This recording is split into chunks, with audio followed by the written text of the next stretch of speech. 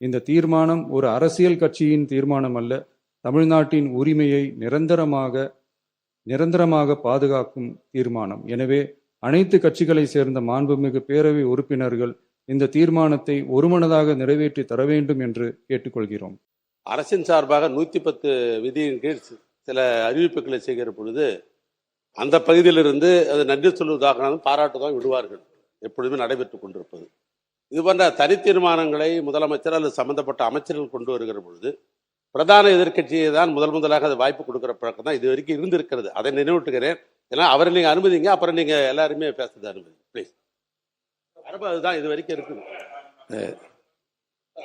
இருங்க, அவர் தான் இருங்க, அவர் உங்களுக்கு தானே கொரட்டா, அவர் தானே, அவர் சொன்ன பிறகு நீ எதுக்கு சொல்றீங்க? அமைதியா இருங்க. ஆச்சி மசாலா, எந்த சமையலும் ருசி தேடும் ரகசியம் 20 ரூபாய். உங்கள் சத்யாவில் இப்பொழுது ஆடி அதிரடி தள்ளுபடி. டயா பூஸ்டர் சுகரை கண்ட்ரோல் பண்ணும், உங்க ஆரோக்கியத்தை மீட்டு தரும். சர்க்கரையை கட்டுப்படுத்துறதுக்கான எளிமையான வழிமுறை, இயற்கையான வழிமுறை. அனைத்து மருந்து கடைகளிலும் கிடைக்கும். மாண்புமிகு பேரவைத் தலைவர் அவர்களே, நம்மளோட குடும்பத்தில் இருக்கிற, நம்மளோட வீட்டில் இருக்கிற நம்ம பாட்டியை, நம்ம அம்மாவை, நம்ம அக்காவை, நம்ம தங்கச்சியை பற்றின ஒரு தீர்மானம். அதை பற்றி பேசுறதுக்கு, அவங்களுக்காக பேசுறதுக்கு நம்ம மனசில் இருந்து, நம்ம இதயத்தில் இருந்து பேசுகிறேன். இதுக்கு முன்னாடி இந்த விஜய்க்கு கிடைச்ச இடத்துக்கும், இதுக்கு முன்னாடி இந்த விஜய்க்கு கிடைச்ச இடத்துக்கும், இன்னைக்கு இந்த விஜய்க்கு கிடைச்சிருக்கிற இடத்துக்கும் மிகப்பெரிய காரணமாக இருக்கிறதுல என்னோட பாட்டி, அம்மா, அக்கா, தங்கச்சிங்க தான்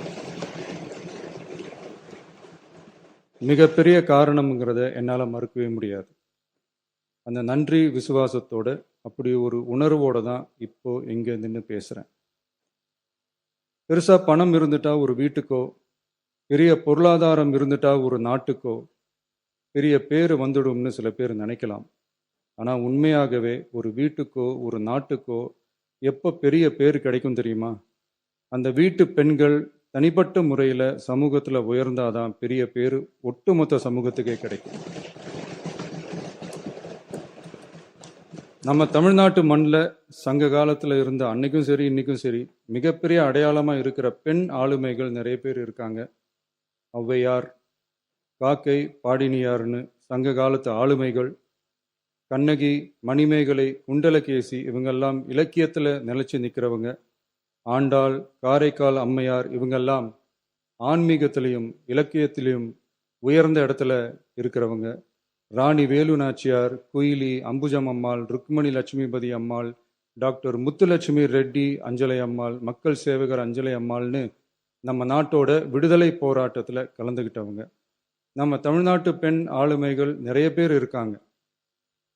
சுதந்திர போராட்டத்தில் இருந்து சமூக நீதி போராட்டம் வரைக்கும் கலந்துக்கிட்டவங்க தான் நம்ம தமிழ்நாட்டு பெண்கள். அது மட்டுமா, கல்வி, அறிவியல், அரசியல், நீதி, நிர்வாகம், தொழில்நுட்பம்னு எல்லா டிபார்ட்மெண்ட்லேயும் இன்னைக்கு நம்ம தமிழ்நாட்டு பெண்களோட பங்களிப்பு பெருசாக இருக்குன்றத யாரும் மறுக்கவே முடியாது.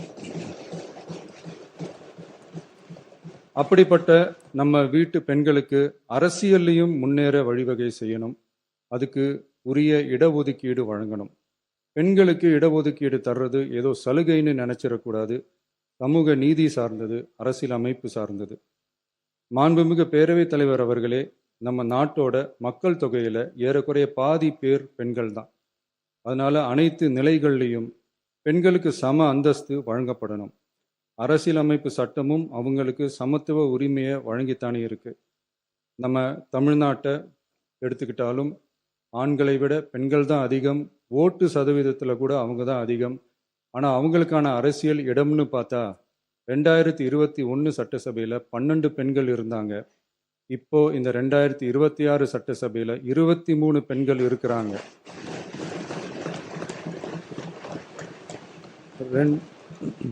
ரெண்டு மடங்கு ஆகி இருக்கு. ஆனாலும் சதவீத கணக்குப்படி பெருசா உயரலை. மாண்புமிகு பேரவைத் தலைவர் அவர்களே, ஒன்றிய அரசு 2023ஆம் ஆண்டு மக்களவை, அனைத்து மாநில சட்டமன்றங்கள் மற்றும் டெல்லி யூனியன் பிரதேச சட்டமன்றத்தில் பெண்களுக்கென 1/3 தொகுதி ஒதுக்கீட்டை கட்டாயமாக்கி 106வது அரசியல் சாசன திருத்த சட்டத்தினை 2023 செப்டம்பர் 28 நிறைவேற்றி 2026 ஏப்ரல் 16 முதல் நடைமுறைக்கு வந்துள்ளது. இருப்பினும் மேற்படி தொகுதி ஒதுக்கீடானது மக்கள் தொகை கணக்கெடுப்பு மற்றும் அதை தொடர்ந்து நடக்கும் தொகுதி மறுவரையறை பணிகளுக்கு பிறகுதான் முழுமையாக நடைமுறைக்கு வரும் என்று தெரிவிக்கப்பட்டுள்ளது. மேலும் ஒன்றிய அரசு 2026ஆம் ஆண்டு 131வது அரசியல் சாசன திருத்த சட்ட மசோதாவையும் 2026ஆம் ஆண்டு தொகுதி மறுவரையறை சட்ட மசோதாவையும் தாக்கல் செய்து 2026 ஏப்ரல் 17 2 பங்கு உறுப்பினர்களில் ஆதரவு இல்லாமல் மசோதா நிறைவேறவில்லை.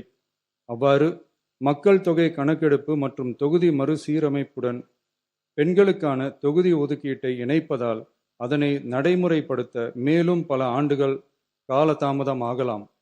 மாண்புமிகு பேரவைத் தலைவர் அவர்களே, நாடாளுமன்றம் மற்றும் மாநில சட்டமன்றங்களில் மகளிருக்கென 1/3 பங்கு தொகுதி ஒதுக்கீட்டு செய்து சட்டம் நிறைவேற்றப்பட்டிருந்த போதிலும் அதனை நடைமுறைப்படுத்துவதில் ஏற்படும் கால தாமதத்தினால் அச்சட்டம் நிறைவேற்றப்பட்டதன் நோக்கம் நிறைவேறாமல் காலம் தாழ்த்தப்படும் சூழ்நிலை உருவாகியுள்ளது. இது பெண்களின் அரசியல் உரிமையை மறுக்கும் செயலாகும். எனவே மகளிருக்கான தொகுதி ஒதுக்கீட்டை மக்கள் தொகை கணக்கெடுப்பு மற்றும் தொகுதி மறுவரையுடன் இணைத்து அதனை ஒத்திவைக்க கூடாது. மேற்படி தொகுதி ஒதுக்கீட்டை விரைந்து நடைமுறைப்படுத்துவதற்கு உரிய நடவடிக்கைகள் எடுக்கப்பட வேண்டும் என தமிழ்நாடு அரசு ஒன்றிய அரசை வலியுறுத்துகிறது. மாண்புமிகு பேரவைத் தலைவர் அவர்களே, நம்ம டிவிகே அரசு பெண்களுக்கான அரசியல் அதிகாரம் வழங்குறதுல முன்னோடி மாநில அரசாதான் இருக்கு. 4 பெண் அமைச்சர்கள் இருக்கிறாங்க. பெண்கள் பாதுகாப்புக்கு சிங்கப்பெண் சிறப்பு அதிரடிப்படை இருக்கு. பெண்களுக்கான பாதுகாப்புல, பெண்களுக்கான இம்பார்ட்டன்ஸ்ல டிவிகே அரசு ரொம்ப கவனமாக தான் இருக்கு. இனியும் அப்படிதான் இருக்கும். உள்ளாட்சியில பெண்களுக்கு 50% இடஒதுக்கீடு கொடுத்ததும் இன்னைக்கு ஆயிரக்கணக்கான பெண்கள் மக்கள் பிரதிநிதிகளா மாறி இருக்காங்க. அவங்களோட தலைமை பண்பும் ப்ரூவ் ஆகி இருக்கு. அதே மாதிரி பெண்களோட வெற்றியை சட்டமன்றத்திலையும் பார்லிமெண்ட்லையும் எக்ஸ்டெண்ட் பண்ண வேண்டிய நேரம் வந்துருச்சு. மாண்புமிகு பேரவைத் தலைவர் அவர்களே, இன்று இந்த பேரவையின் வாயிலாக பெண்களுக்கான 33% இடஒதுக்கீட்டை இனியும் தாமதிக்காமல் நடைமுறைப்படுத்த வேண்டும் என்று ஒன்றிய அரசை வலியுறுத்துகிறோம். இது பெண்களுக்கான சலுகை இல்லை, இது அவர்களுடைய ஜனநாயக உரிமை. இது ஒருவருக்கான வெற்றி அல்ல, இது இந்திய ஜனநாயகத்தின் வெற்றி. ஒரு பெண் அதிகாரம் பெறும்போது ஒரு குடும்பம் உயர்கிறது. ஆயிரக்கணக்கான பெண்கள் அதிகாரம் பெறும்போது ஒரு நாடே உயர்கிறது.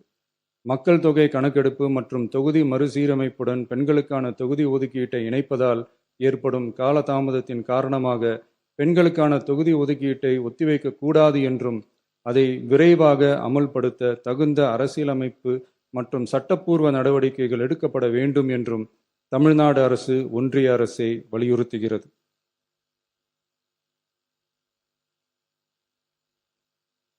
மாண்புமிகு பேரவைத் தலைவர் அவர்களே, டீலிமிட்டேஷன் தொடர்பான ஆலோசனை கூட்டம் தமிழ்நாட்டு மக்களவை மற்றும் மாநிலங்களவை உறுப்பினர்களுடன் தமிழ்நாடு அரசால் நமது தலைமையில் 8/8/2026 அன்று கலைவாணர் அரங்கத்தில் நடந்துச்சு.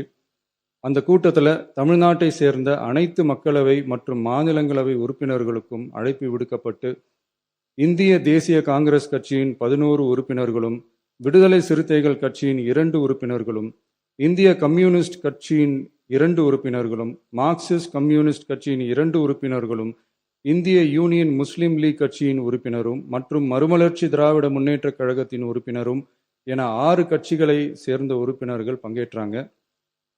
இந்த கூட்டத்தில் டீலிமிட்டேஷன் தொடர்பாக விரிவாக ஆலோசிக்கப்பட்டுச்சு.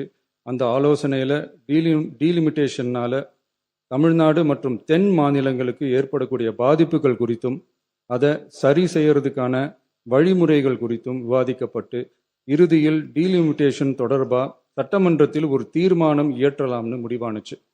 மாண்புமிகு பேரவைத் தலைவர் அவர்களே, இந்தியாவில் 1952ஆம் ஆண்டு முதல் பொது தேர்தல் நடத்தப்பட்டது.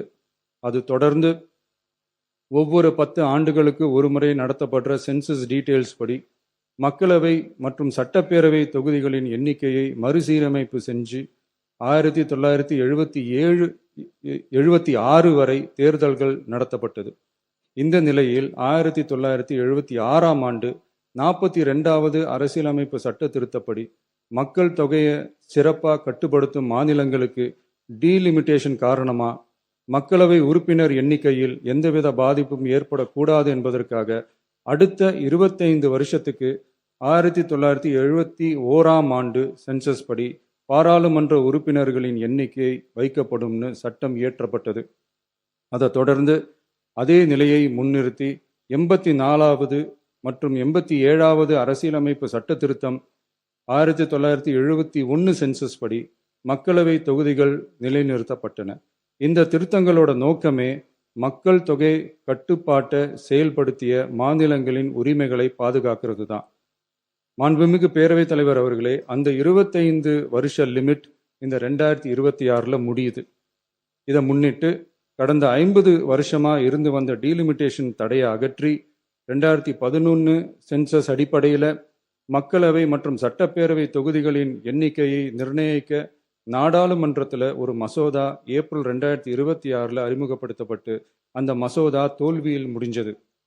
இப்போ மீண்டும் ஒன்றிய அரசு மக்களவை உறுப்பினர்களின் எண்ணிக்கையை 50% அதிகரிக்க செய்து டீலிமிட்டேஷன் மசோதாவை அறிமுகப்படுத்த உத்தேசித்து இருப்பதா சில அரசியல் கட்சிகள் தெரிவிப்பதா கூறப்படுது. இந்த வரக்கூடிய மசோதா குறித்து 8/8/2026 பாராளுமன்ற உறுப்பினர்களோட நடந்த கூட்டத்தில் விவாதிச்சப்போ மேலே சொன்ன மாதிரி தற்போது அறிமுகப்படுத்தப்பட உள்ள மசோதா நிறைவேறினால் ஒவ்வொரு மாநிலத்துக்கும் தலா 50% மக்களவை உறுப்பினர்களின் எண்ணிக்கையை முதலில் அதிகரித்தாலும் அதனைத் தொடர்ந்து 2026 சென்சஸுக்கு பிறகு அரசியலமைப்பு பிரிவு ஆர்டிகல் 81(2)A அதன் கீழ் மாநிலத்தின் மக்கள் தொகையின் அடிப்படையில் தொகுதிகள் மறுசீரமைக்கப்படும். இப்படி செஞ்சா தென் மாநிலங்களின் பாராளுமன்ற உறுப்பினர் எண்ணிக்கை வெகுவா குறைய வாய்ப்பு இருக்கு. கடைசியில மக்கள் தொகை கட்டுப்பாட்டை சிறப்பாக செயல்படுத்தின தமிழ்நாடு உள்ளிட்ட தென் மாநிலங்களுக்கு பெரும் அரசியல் பிரதிநிதித்துவ அநீதி இழைக்கப்படும். சர்வ வல்லமை பெற்றதா டீலிமிட்டேஷன் ஆணையம் இருக்கு. இந்த அதிகாரத்தை தவிர்த்து பாராளுமன்றத்திற்கே இறுதி செய்யும் அதிகாரம் இருக்க வேண்டும் என்ற கருத்தும் முன்வைக்கப்பட்டது. மாண்புமிகு பேரவைத் தலைவர் அவர்களே, தமிழ்நாட்டு உள்ளிட்ட தென் மாநிலங்கள் மக்கள் தொகை கட்டுப்பாட்டு திட்டங்களை சிறப்பாக செயல்படுத்தி பொருளாதார முன்னேற்றம் பெற்று வரும் நிலையில் கடந்த 50 ஆண்டுகளாக நடைமுறையில் உள்ள மக்களவை மற்றும் சட்டப்பேரவை தொகுதிகளின் எண்ணிக்கையை அப்படியே நிலைநிறுத்த வேண்டிய கட்டாய தேவை உள்ளது. எனவே தற்போதுள்ள மக்களவை உறுப்பினர்களின் எண்ணிக்கையான 543 என்ற அளவிலேயே நிரந்தரமாக வைப்பதற்கும் மாநிலங்களுக்கு இடையேயான எண்ணிக்கை பகிர்வை நிரந்தரமாக வைக்கவும், மேலும் தற்போது மக்களவை மற்றும் மாநிலங்களவையோட விகிதம் 2.2:1 என்ற அளவிலேயே நிலைநிறுத்த வேண்டும். அதற்கு தேவையான மற்றும் உரிய சட்ட திருத்தங்கள் பாராளுமன்றத்தில் கொண்டு வர வேண்டும் என்ற கருத்தை ஒருமனதாக தீர்மானிக்கப்பட்டுச்சு. மாண்புமிகு பேரவைத் தலைவர் அவர்களே, மகளிர் இடஒதுக்கீடு சட்டத்தினை அமுல்படுத்த மேலும் காலதாமதம் இல்லாமல் தற்போது 543 என்ற நிலையிலேயே 1/3 தொகுதி மகளிர் தொகுதிக்கு வருகின்ற 2029 பாராளுமன்ற தேர்தலில் நடைமுறைப்படுத்த வேண்டும் என்ற முன்மொழியும் தீர்மானிக்கப்பட்டுச்சு. ஆகவே மேற்கூறிய காரணங்களால் தமிழ்நாட்டில் உள்ள அனைத்து சட்டமன்ற கட்சியின் தலைவர்களும் ஒருமித்த கருத்தோடு தமிழ்நாட்டை முன்னிறுத்தி கட்சி வேறுபாடின்றி ஒருமித்த குரலில் பேச வேண்டும் என்ற கருத்தை வலியுறுத்தி நாம முன்மொழிகிற தீர்மானத்தை ஒருமனதாக நிறைவேற்றி தருமாறு கேட்டுக்கொள்கிறோம். தொகுதி மறுவரையறை மற்றும் மகளிர் இடஒதுக்கீடு அரசினர் தனி தீர்மானம். தமிழ்நாடு உள்ளிட்ட அனைத்து மாநிலங்கள் மற்றும் யூனியன் பிரதேசங்களில் மக்களவை சட்டப்பேரவை உறுப்பினர்களின் எண்ணிக்கையானது கடந்த 50 ஆண்டுகளாக 1971ஆம் ஆண்டினுடைய மக்கள் தொகை கணக்கெடுப்பு புள்ளி விவரங்களின்படி நிர்ணயிக்கப்பட்டு தேர்தல்கள் நடத்தப்பட்டு வருகிறது. ஏப்ரல் 2026 பாராளுமன்றத்தில் கடந்த 50 ஆண்டு கால தொகுதி மறுவரையறை தடையை நீக்கவும் 2011ஆம் ஆண்டு மக்கள் தொகை கணக்கெடுப்பு அடிப்படையில் தொகுதி மறுவரையறை செய்திடவும் மக்களவை உறுப்பினர்களின் எண்ணிக்கையை 550 850 அதிகரிக்கவும் கொண்டுவரப்பட்ட அரசியலமைப்பு சட்ட திருத்த மசோதா தோல்வியடைந்தது. இந்நிலையில் மீளவும் மேற்குறிப்பிட்ட அரசியலமைப்பு சட்ட திருத்த மசோதா கொண்டு வரப்பட உள்ளது என தெரிந்ததின் அடிப்படையில் 1971க்கு பிறகு உள்ள எந்த மக்கள் தொகை கணக்கெடுப்பை அடிப்படையாக கொண்டு தொகுதி மறுவரையறை செய்தாலும் மக்கள் தொகையை சிறப்பாக கட்டுப்படுத்திய தமிழ்நாடு உள்ளிட்ட தென் மாநிலங்களின் நாடாளுமன்ற பிரதிநிதித்துவம் நிரந்தரமாக பாதிக்கப்படும் என்பது நிதர்சனமான உண்மை.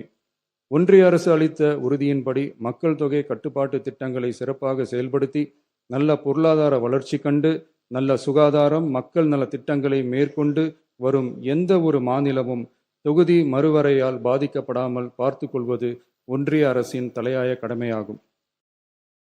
தற்போதுள்ள மக்களவை உறுப்பினர்களின் எண்ணிக்கையான 543 என்ற அளவிலேயே நிரந்தரமாக வைப்பதற்கும் மாநிலங்களுக்கு இடையேயான எண்ணிக்கை பகிர்வை நிரந்தரமாக வைக்கவும், மேலும் தற்போது மக்களவை மற்றும் மாநிலங்கள் அவையினுடைய விகிதம் 2.2:1 என்ற அளவிலேயே நிலைநிறுத்த வேண்டும் என்றும், அதே வேளையில் பெண்களுக்கான 33% இடஒதுக்கீட்டை காலதாமதமின்றி தற்போது 543 தொகுதிகளின் அடிப்படையிலேயே 2029ஆம் ஆண்டு மக்களவை தேர்தலில் நடைமுறைப்படுத்த வேண்டும் என்றும் ஒன்றிய அரசை வலியுறுத்தி தமிழ்நாடு சட்டமன்ற பேரவை கீழ்கண்ட தீர்மானங்களை ஒருமனதாக நிறைவேற்றுகிறது. 1. நாடாளுமன்ற மக்களவையின் மொத்த உறுப்பினர்களின் எண்ணிக்கையை 543 என்ற நிலையிலேயே நிரந்தரமாக்க வேண்டும். 2. தற்போதுள்ள மக்களவை உறுப்பினர்களின் இடங்களின் எண்ணிக்கையை மாநிலங்களுக்கிடையே, அதாவது விகிதாச்சார பிரதிநிதித்துவம் தற்போதுள்ள அளவிலேயே நிரந்தரமாக்க வேண்டும். 3. வரவிருக்கும் மக்களவை பொது தேர்தலிலும் அதன் பிறகு சட்டமன்ற பொது தேர்தல்களிலும் 1/3 தொகுதி ஒதுக்கீட்டு பலனை பெண்கள் பெறுவதை உறுதி செய்ய வேண்டும் என ஒன்றிய அரசை தமிழ்நாடு சட்டமன்ற பேரவை ஒருமனதாக வலியுறுத்துகிறது. மாண்புமிகு பேரவைத் தலைவர் அவர்களே, இந்த தீர்மானம் ஒரு அரசியல் கட்சியின் தீர்மானம் அல்ல, தமிழ்நாட்டின் உரிமையை நிரந்தரமாக பாதுகாக்கும் தீர்மானம். எனவே அனைத்து கட்சிகளை சேர்ந்த மாண்புமிகு பேரவை உறுப்பினர்கள் இந்த தீர்மானத்தை ஒருமனதாக நிறைவேற்றி தர வேண்டும் என்று கேட்டுக்கொள்கிறோம். நன்றி. மாண்புமிகு உறுப்பினர் ஆர் செல்லசாமி அவர்கள் இது குறித்து கருத்துக்கள் தெரிவிக்க விரும்பலாம்.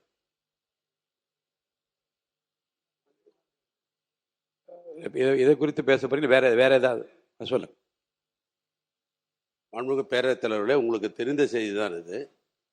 அரசின் சார்பாக 110 விதியின் கீழ் சில அறிவிப்புகளை செய்கிற பொழுது அந்த பகுதியிலிருந்து அது நன்றி சொல்வதாக பாராட்டு தான் விடுவார்கள், எப்பொழுதுமே நடைபெற்று கொண்டிருப்பது. இது போன்ற தனி தீர்மானங்களை முதலமைச்சர் அல்லது சம்பந்தப்பட்ட அமைச்சர்கள் கொண்டு வருகிற பொழுது பிரதான எதிர்க்கட்சியை தான் முதலாக அது வாய்ப்பு கொடுக்குற பழக்கம் தான் இது வரைக்கும் இருந்திருக்கிறது. அதை நினைவூட்டுகிறேன். ஏன்னா அவரை நீங்கள் அனுமதிங்க, அப்புறம் நீங்கள் எல்லாருமே பேசுறது அனுமதி ப்ளீஸ். அதுதான் இது வரைக்கும் இருக்குது. இருங்க, அவர் தான் இருங்க, அவர் உங்களுக்கு தானே கொரட்டா அவர் தானே, அவர் சொன்ன பிறகு நீங்கள் எதுக்கு சொல்கிறீங்க? அமைதியாக இருங்க. இல்லை, நீங்கள் சொன்னது புரிஞ்சுக்க முடியுது. சென்ற முறை இது போன்று அனுமதித்தேன். ஏன்னு சொன்னால் கட்சிகளுடைய எண்ணிக்கைக்கு ஏற்ப 1, 2 அப்படி கொண்டு தான் போட்டு வந்தோம், கட்சிகளுக்கு ஏற்ப கொடுத்துட்டு வந்தோம். இப்போ இதுதான் இல்லை, புரியுது, சரி. அவை முன்னவர் மாண்புமிகு பேரவைத் தலைவர் அவர்களே, மாண்புமிகு பேரவைத் தலைவர் விரும்புவது எல்லா கட்சியும் பேசி எதிர்கட்சியில் அதற்கான விளக்கத்தை சொல்லுகிற போது இன்னும் அது தெளிவாக இருக்கும் என்ற முறையிலே தான் அவர் அந்த சொல்லியிருக்கிறார். அதை தவிர வேறொன்றும்.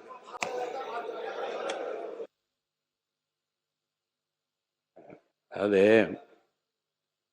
பேரவை விதி 98 தீர்மானம் ஒன்றை பேரவைத் தலைவர் பேரவைக்கு படித்து காட்டிய பின்னர் அவர் அழைக்கிற வரிசையில் உறுப்பினர்கள் அதன் மீது பேசலாம். அந்த அடிப்படையில் சில மாறுதல் நான் செய்கிறேன்.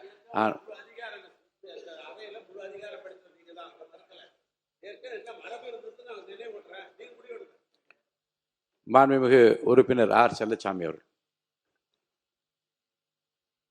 மாண்புமிகு பேரவைத் தலைவர்களே, மாண்புமிகு முதலமைச்சர் அவர்களே, எதிர்கட்சி தலைவர்களே, மாண்புமிகு அமைச்சர் பெருமக்களே, சட்டமன்ற உறுப்பினர்களே, மாண்புமிகு தமிழக முதல்வர் முன்மொழிந்த அரசினர் தீர்மானத்தை மார்க்சிஸ்ட் கம்யூனிஸ்ட் கட்சி மனதார வரவேற்கிறது. 2011ஆம் ஆண்டு மக்கள் தொகை கணக்கெடுப்பு அடிப்படையில் தொகுதி வரையறை செய்து 816 முதல் 850 எம்பி தொகுதியை மாற்ற ஒன்றிய அரசு முயற்சி செய்து கொண்டிருக்கிறது. இந்திய நாட்டினுடைய அரசியலமைப்பு சட்டம், கூட்டாட்சி தத்துவம், மதசார்பின்மை கொள்கையை இதை சீர்குலைக்க முயற்சி செய்கிறது. மக்கள் தொகையை சிறப்பாக கட்டுப்படுத்திய தமிழ்நாட்டிற்கு இது ஒரு தண்டனையாக கொடுப்பதற்கு முயற்சி செய்து கொண்டிருக்கிறது. ஏற்கனவே 1976ஆம் ஆண்டு சட்ட திருத்தத்தின் போது தமிழ்நாட்டின் தொகுதிகள் 41 39 ஏற்கனவே குறைக்கப்பட்டது. அதுதான் வரலாறு. தற்போது இது நிறைவேற்றப்பட்டால் மேலும் பாதிப்பு அதிகமாக இருக்கும். மாநிலங்களோடு ஆலோசிக்கப்படாமல் எல்லையை நிர்ணயம் செய்யக்கூடாது என்று நாம் கேட்டுக்கொள்கிறோம். ஒன்றிய அரசினுடைய நோக்கமாக இஸ்லாமியர்கள், குறிப்பாக சிறுபான்மை மக்கள் வாழ்கின்ற இடத்தில் வெற்றி பெற முடியும் என்ற நிலையிலேயே அவர்கள் வெற்றி பெற முடியும் என்ற நிலையில் வெற்றி பெற முடியாத அளவில் அந்த எல்லையை பிரிப்பது, அதே மாதிரி தலித்துகள் வாழுகின்ற அவர்கள் வெற்றி பெற முடியும் என்ற அந்த தொகுதிகளுடைய எல்லையை பிரிப்பது, எங்கும் வெற்றி பெற முடியாத நிலையை உருவாக்குவது என்ற நிலையிலே ஒன்றிய அரசு அப்படிப்பட்ட சூழ்ச்சிகளை நிச்சயமாக செய்யும். எந்த மாநில உரிமையும் பாதிப்பதை மார்க்சிஸ்ட் கம்யூனிஸ்ட் கட்சி ஒருபோதும் அனுமதிக்காது. தற்போது இருக்கின்ற எண்ணிக்கையிலேயே மாற்ற வரக்கூடாது என்று நாம் கருதுகின்றோம். பாராளுமன்றத்தில் 543 பேருக்கு இப்போதே பேச நேரம் இல்லை. அது 850 உயர்கின்ற நேரத்தில் எவ்வளவு நேரம் பேச முடியும் என்பதுதான் அது கேள்விக்குறியாக இருந்து கொண்டிருக்கிறது. எனவே அனைத்து கட்சிகளுடன் ஒன்றிய அரசு பேசணும், மாநிலங்களோடு பேசணும். அதற்கு பிறகுதான் இப்படிப்பட்ட ஒரு நிலைப்பாடை எடுக்க வேண்டும் என்று மார்க்சிஸ்ட் கம்யூனிஸ்ட் கட்சி கேட்டுக்கொள்கிறது. பிஜேபிக்கு செல்வாக்குள்ள வட மாநிலங்களில் தொகுதிகளை அதிகரிப்பது பிஜேபியுடைய நோக்கமாக இன்றைக்கு இருந்து கொண்டிருக்கிறது. மக்கள் தொகை கட்டுப்படுத்தப்பட்ட தென் மாநிலங்களில், குறிப்பாக தமிழகத்திற்கு தொகுதிகளை குறைப்பது என்பதுதான் நோக்கமாக இன்றைக்கு இருந்து கொண்டிருக்கிறது. அதே போன்று நம்முடைய மக்கள் தொகை கணக்கெடுக்காமல் இன்றைக்கு புதிய நாடாளுமன்ற கட்டிடமே கட்டப்பட்டது. புதிய நாடாளுமன்ற கட்டிடத்தை கட்டுகின்ற நேரத்திலே 888 இருக்கைகள் கொண்ட நாடாளுமன்ற கட்டடமாக கட்டப்பட்டது என்று சொன்னால், அன்றைக்கு ஏதோ நோக்கத்தோடு தான் இது கட்டப்பட்டதாக நாம் கருதுகின்றோம். எனவே இன்றைக்கு 543 எண்ணிக்கை என்பது அதுவே போதும். தமிழகத்தை போன்ற தென் மாநிலங்களை வஞ்சிக்கக்கூடாது என்று நாம் கேட்டுக்கொள்கின்றோம். மக்கள் தொகை கணக்கெடுப்பிற்கும் அதே போன்று மகளிர் இடஒதுக்கீட்டிற்கும் எந்த விதமான சம்பந்தமும் இல்லை. எனவே மாண்புமிகு முதல்வர்கள் முன்மொழிந்தது போன்று 2029ஆம் ஆண்டு நாடாளுமன்ற தேர்தல் வருகின்ற நேரத்தில் 543 எண்ணிக்கையிலே மகளிருக்கும் 33% இட ஒதுக்கீடு என்பதையும் கருத்தில் கொண்டு அந்த தேர்தலை நடத்த வேண்டும் என்று கேட்டு, இந்த மாண்புமிகு முதலமைச்சர் அவர்கள் இங்கே முன்மொழிந்திருக்கக்கூடிய அரசின் தீர்மானத்தை மார்க்சிஸ்ட் கம்யூனிஸ்ட் கட்சி மனதார வரவேற்கிறோம். நன்றி, வணக்கம்.